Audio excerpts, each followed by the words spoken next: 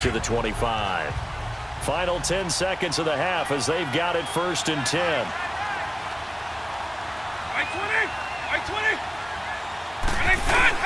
They start the drive with a give to Allen. And he's able to plow forward up to about the 29, just shy of the 30. Now a timeout taken. Perhaps a chance for one more quick play and then another timeout if they hurry. We'll see. 2nd and 6, just inside the 30.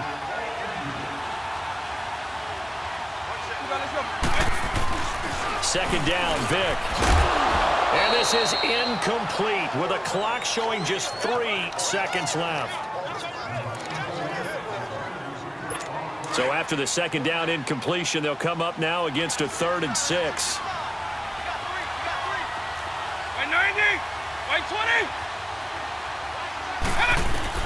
This will be the final play of the half. Vic letting one go deep for Roberts. Into a double team, and it's intercepted. Picked up by Jamal Adams. And a big turnover there as his guys will get the football back.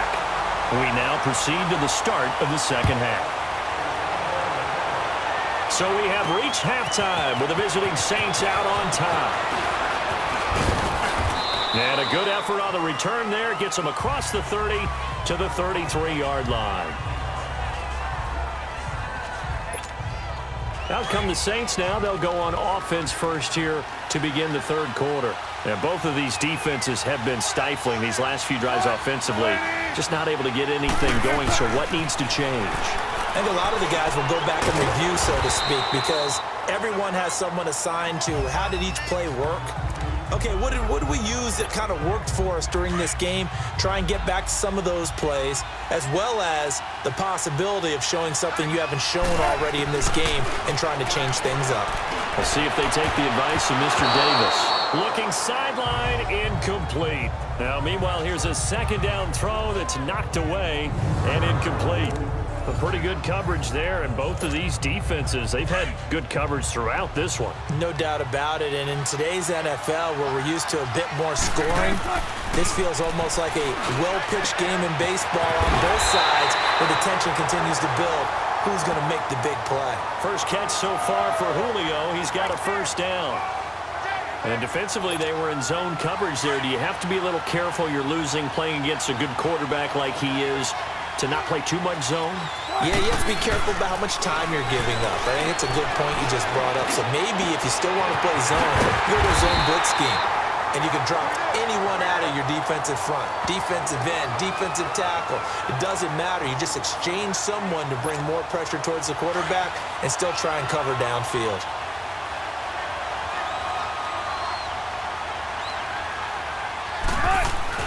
Now Wilson on first down. They'll go over the middle to Reed, complete. And they'll get this down to the 10. 12 more yards there and another first down.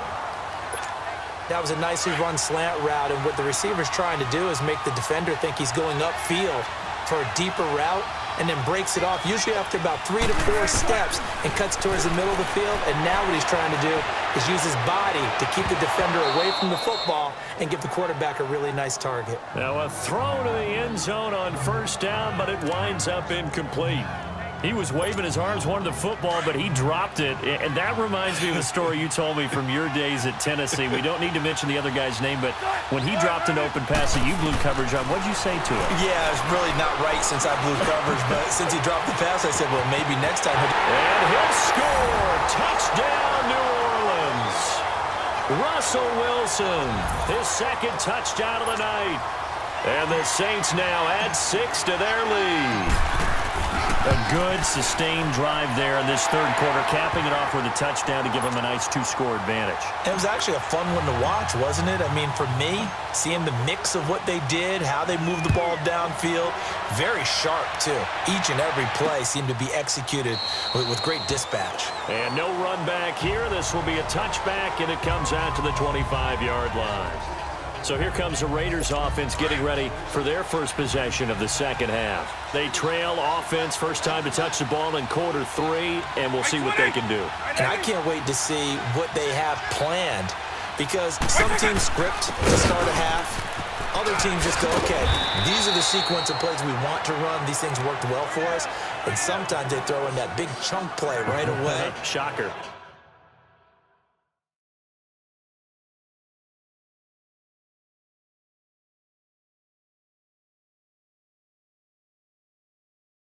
Try and get after them early and try and create a big play to give themselves some momentum. See what they have up their sleeve. They'll come up now 2nd and 4 from the 31. 4 down.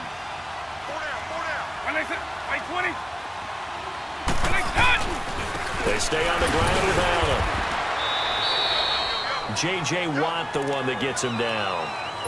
J.J. Watt makes another tackle there, and it's for a minimal gain. And let's face it, if that's all you're going to get running the ball, you're not got much success against him and his team. Or, yeah, you better find a way to go around J.J. Watt, which isn't easy to do. It's really not, because you got to try everything. Can you go around him? Can you go by him?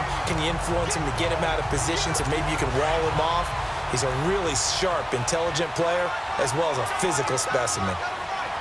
It's a game of matchups, and that's why you take your receivers and move them around a bunch, especially your best guys. And when they work out of the slot, you often hear the coaches talk about how great it is because it gives you a two-way go. You can break out or you can break in. That makes it hard to defend. I call that play a success. A nice inside run sets up a very manageable second down, a very solid gain on that play. Throw outside, complete to Show. And they'll wind up getting this one all the way down inside the 20. A really nice gain of 25 yards. The goal for any offense versus his own defense, find the holes where guys are available. Back now here on EA Sports. It's Raider football here, but they're on the short side of the scoreboard right now as we begin the 4th.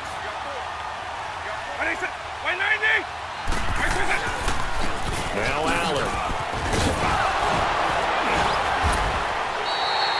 Another nice gain, 13 yards that time, and another first down.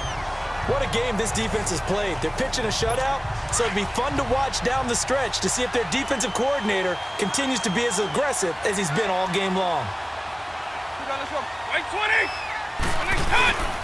They'll try and run for it on 1st and goal. And that'll get him halfway there as he takes it from the 6 to the 3-yard line.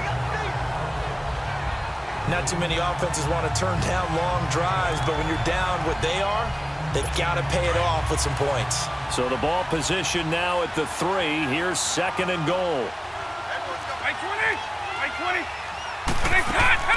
From the shotgun, it's Vick.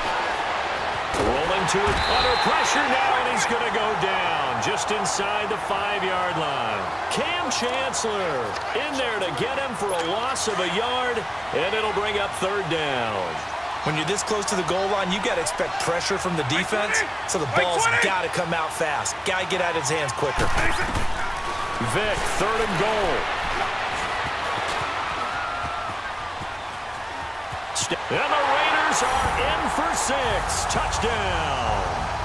Michael Vick taking it in from 4 yards out. And the Raiders are back within a score. So they get the score, partner. Game's not over, but they still need some help here. Agreed. They definitely need some help, but they took care of the first part by scoring themselves. No problem there on the extra point as this gets them back within a touchdown and a 2-point conversion. Foul. Roughing the kicker. Defense. Well, when you're leading in the 4th quarter, that's not the penalty you want. Not at all, and now your discipline comes into question. Having poise this stage of the game, you can't have those kind of plays. Out onto the field comes New Orleans. Right now clinging to a 1-score lead, Charles, and I think operating within that 4-minute offense with a little less than 4 minutes to go applies here, right? It certainly does, and that means the playbook is still wide open.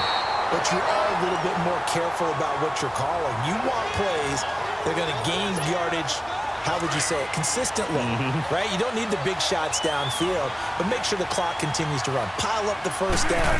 And the goal, end the game with your quarterback kneeling down at the end, and you still have the lead. They try to throw on 2nd down, but this one is incomplete. I think he's a little trigger happy right there, and it turned into an ill-advised throw into their zone. Well, we know he has confidence. He'll throw it any place, anytime, anywhere. That time it fell incomplete. On third down, Wilson going to drop this off to McCoy, complete. And he's able to get up here to the 26. They'll give him a yard on the play, and it'll be fourth down. I hate to surrender the football when you're nursing a slim lead, but they're going to have to punt it away. Trust that defense. It's the right play at this stage of the game as well. You don't need to press it here because you do have that little bit of a cushion, and you count on your D to make it stand up. Time for a break. We'll come back, see what transpires after this.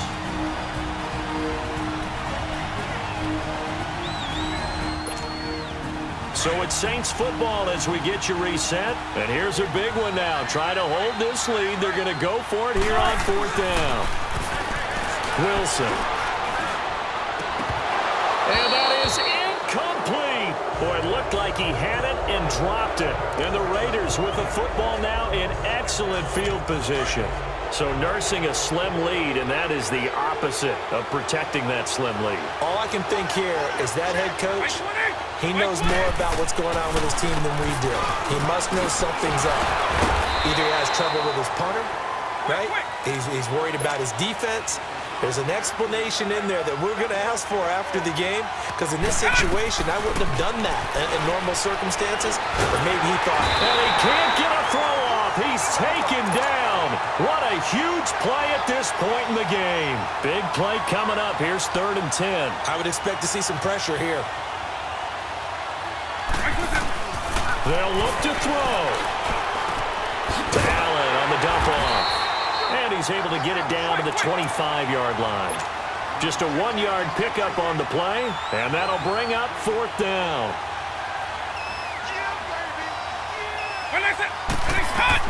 Desperation time. Vic on 4th down.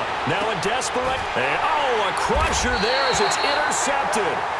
Picked off by Jason Verrett. And a big turnover there as his guys will get the football back.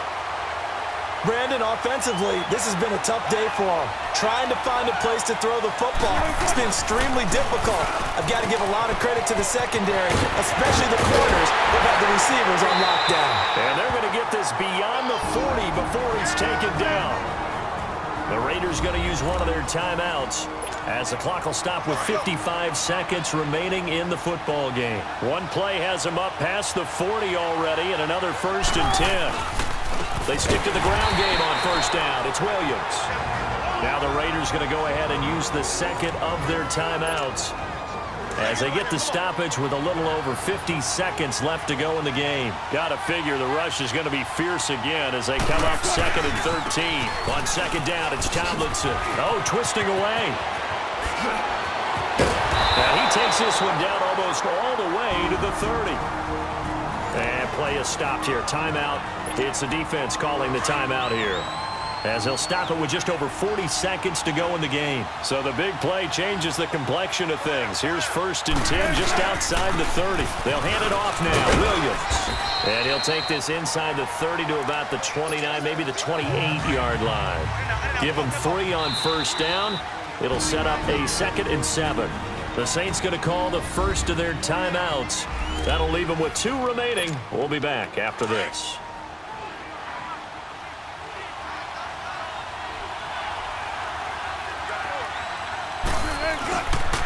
They run it again with Williams. Officially no gain on the play, and they're left with a 3rd and 8. Charles, why didn't they just take the knee there? You're asking the question that I'm asking as well, because we've seen a lot of football where coaches decide maybe they get a little greedy. I don't know if they're doing it for stats or for what reason. We've seen it happen in college, and how about in the NFL? The miracle of the Meadowlands. All they had to do was take a knee, and the game was over. The Giants ran it one more time. Ball popped free. Philadelphia picks it up and wins the game. What year was that? 1978. I think it was in November. So barring something extraordinary here in the closing stages, that field goal should just about put this one on ice. Yeah, we've got to find 2 scores. So, we're not going to exactly move it over there yet. It can be done. But, boy, it's going to be a little bit of a stretch for them, isn't it? Yeah, they would have to move incredibly quick and have some luck, too. And